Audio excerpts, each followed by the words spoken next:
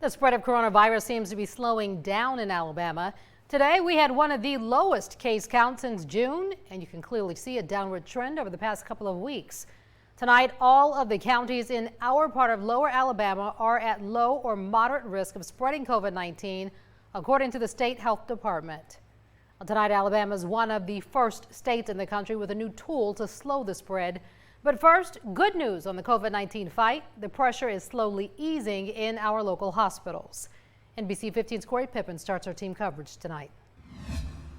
South Baldwin Hospital's chief of medicine tells me just weeks ago their ICU was full of COVID-19 patients. Now they're admitting far fewer and seeing people far less sick.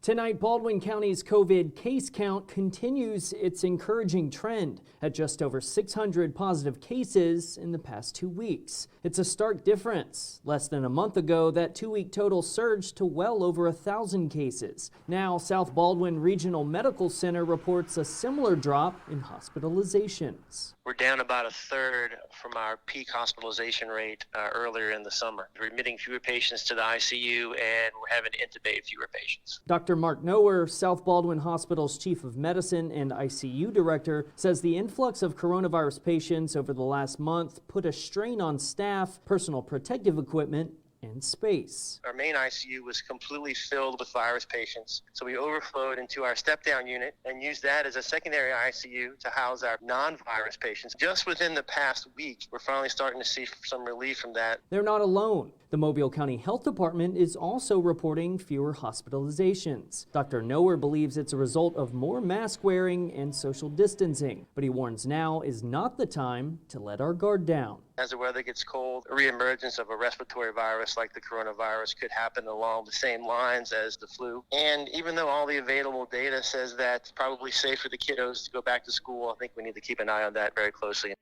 Infirmary health officials tell me they haven't seen a significant drop in hospitalization rates, but they haven't seen an increase either, which they're counting as good news. In Baldwin County tonight, I'm Corey Pippen, NBC 15 News.